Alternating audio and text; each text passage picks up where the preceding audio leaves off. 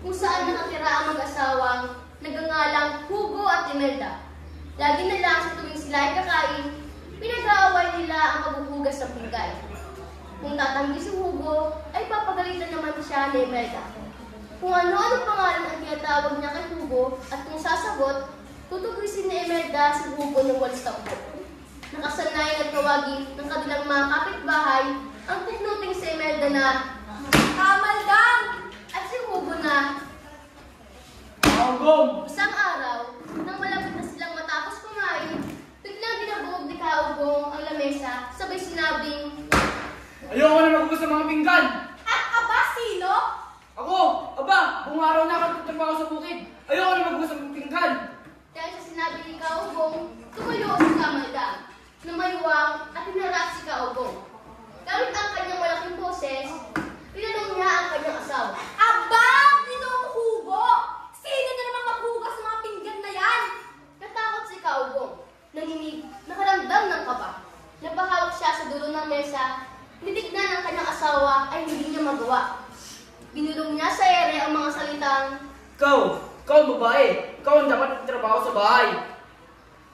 At aba, pagkatapos mong kumain dyan, anong gagawin mo? Hihilata! Sa maghapon, ako na gumawa ng lahat ng gawaing bahay dito. Ako nagluto, ako naglinis, ako naglaba.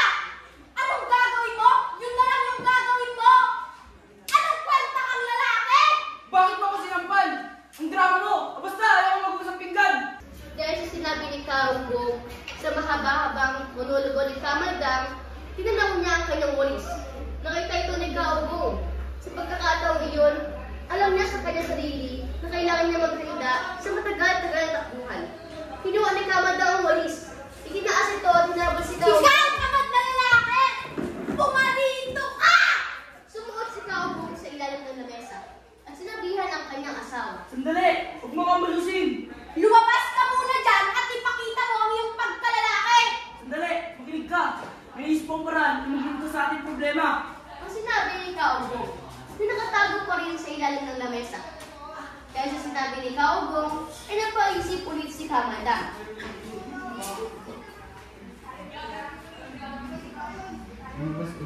Lumabas ka muna dyan at ipakita mo nga sabi ko ang iyong pagkalalaki. Hindi yung magtatago ka dyan. Tabi muna yung ulis! Sige, wala na. Lumabas mula sa ilalim ng mesa si Kaugong.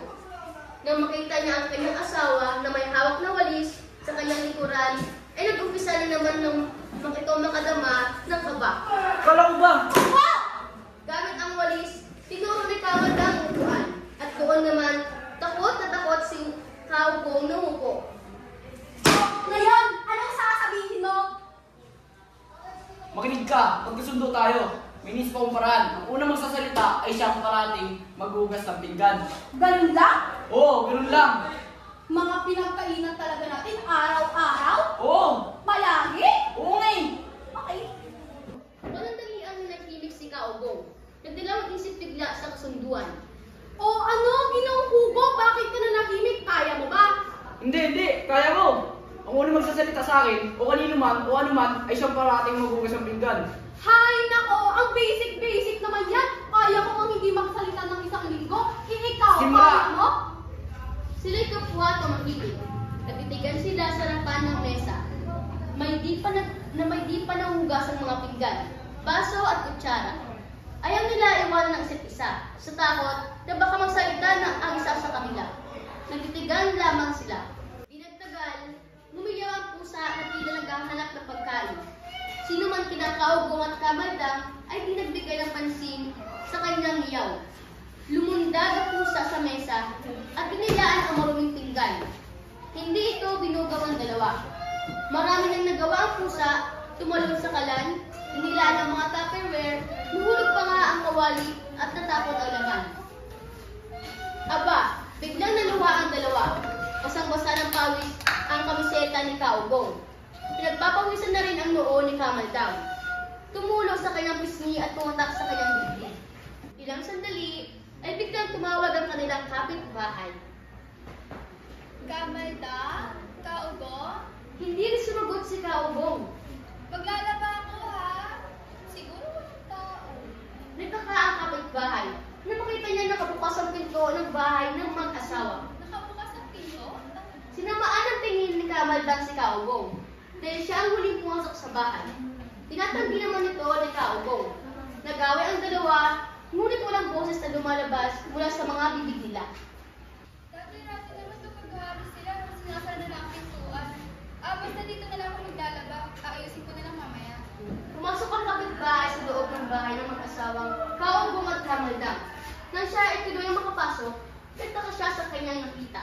Sina Kaugong at Kamaldang na parang pang mga estatwa na hindi gumagalaw at magkatitigan lamang sa harap ng lamesa, puno-puno pa ng mga platong hindi pa nahugasan. Nilapitan ng kapitbahay ang dalawa at nagpalipat-lipat ng tingin kina Kaugong at Kamaldang. Andito lang pala kayo. Hindi niyo ba ako naririnig kanina? Hindi gumalaw ng salita ang dalawa. Mari, anong nangyari? Sabihin mo sa akin. Niyugyog niya ang balikat ni Kaugong. Hinayaan naman ni Kaugong na siya ay yumutin at lalo pang inilikom ang bibig. Niyugyog din niya ang balikat ni Kamaldang hanggang sa itinulok siya ni Kamaldang nang walang sabi-sabi. May nakain ba kayong nakapagdadasan sa inyo? O nakapagpapili sa inyo? Sinubukan muli ng kapitbahay na yugigin ang balikat ng dalawa. Ngunit isa man sa kanila ay hindi tumayo o nagsalita. Dahil dito, nahintakutan ng kapitbahay. Sa halip na maglaba, ay tumakbo siya ng dali-dali palabas ng bahay. Mga kapitbahay! Ibinalita niya sa mga kapitbahay na may masamang nangyari kina Kaugong at Kamaldang.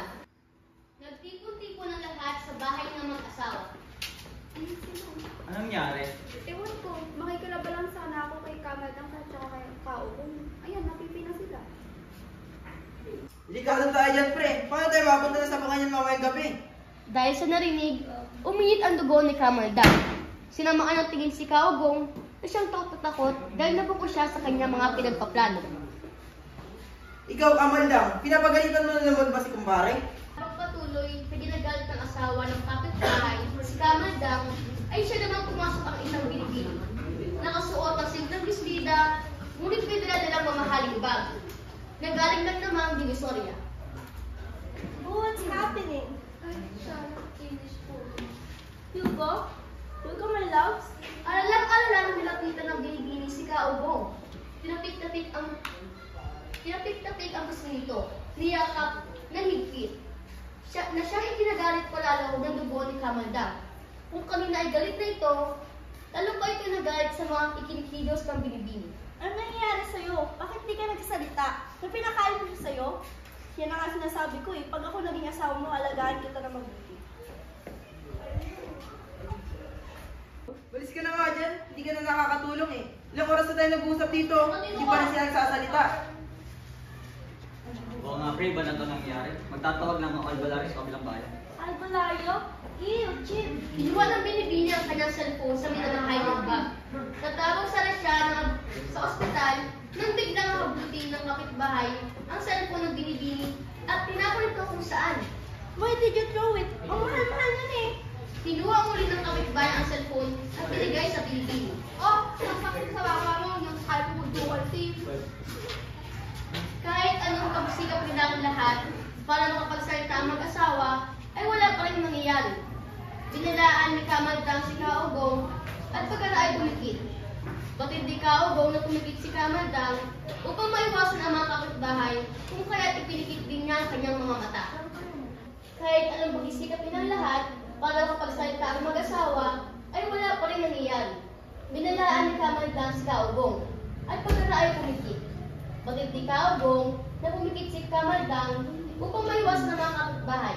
Kung kaya't, ipinikit din niya ang kanyang mga mata.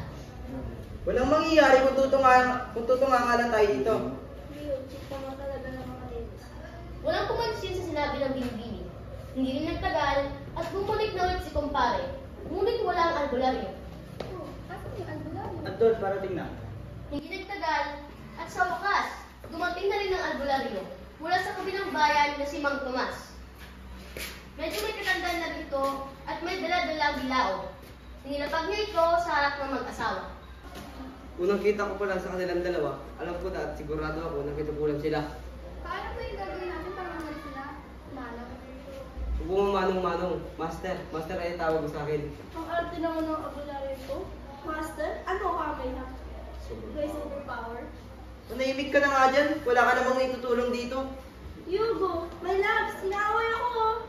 Sandaling na naghimik ang albularyo. Tila ba umiisip ng paraan kung paano mapapagaling ang mag-asawa. Maya-maya ay bigla siya napasigaw. Dahilan para ang lahat ay magulat. May naisip ako paraan. Mang Tomas, Master! Master, ano pong gagawin natin para mapagaling sila? Ito, lahat ng sasabihin ko ay gagayahin nyo. Nagsimula ang ritual ng albularyo. Pinaghawak-hawak niya ng kamay ang lahat. Ang lahat ng nasabi ng albularyo ay siyang gagayahin din ng lahat. Mikedi, dugdug, Mikedi, dugdug, dorebi. Kamalda, bumalik ka, kaugong, bumalik ka, kamalda, bumalik ka, kaugong, bumalik ka. Sa kabila ng lahat na nangyari, ay wala pa rin nangyari pinakahawag at kamandang. Napagod na ang lahat-lahat, ang albularyo ngunit sadyang malakas talaga ang smart espiritu sa mag-asawa. Tagal-tagal ko naging albularyo. Ngayon ako nakaranas ng ganito. May pag-asa pa ba silang bumalik? Ayun na nga yung sinasabi ko eh, pinagulo ko lang kainan. Huwag kayong mag-alala. Hindi ako magpapatalo sa mga spirit na to. Mayroong nilabas ang albularyo mula sa bayo na kanyang daladala. Inialis niya ang mga platong nakalagay sa lamesa sa harap ng mag-asawa. At inilapag ang lahat ng mga kagamitan niya. Nilabas niya sa isa-isa lahat ang laman ng kanyang bayo. Ito ang kaluluwa ng mag-asawa. Sinimulan muli ang ritual. Pero ngayon, habang isinasagawa ang ritual, isinasawag niya ang kanyang kamay sa gamot na kanyang ginawa at ninarkahan ang cross ang noon ni Kaugong na tila ay walang naramdaman. Sunod naman ay kay Kamalgang na hinihila ang hintuturan ng albularyo at pinipilit. Paulit-ulit at tinatawag ng albularyo ang pangalan ng dalawa. Kamaldang, bumalik ka, kaugong, bumalik ka. Ang paulit-ulit at tinatawag ng albularyo ang mga asawa. Hanggang sa sumapit ang gabi sa nahihintaputang bayan. Masama ito, baka lumipat ang espiritu sa iba. Tinawag ng albularyo ang mga asawa sa ubusan ng hina. Hanggang sa lumakas ito, palakas, ng palakas. Kaugong, bumalik ka. Kamalda, bumalik ka. Kaugong, bumalik ka. Ngunit wala pa rin nangyari.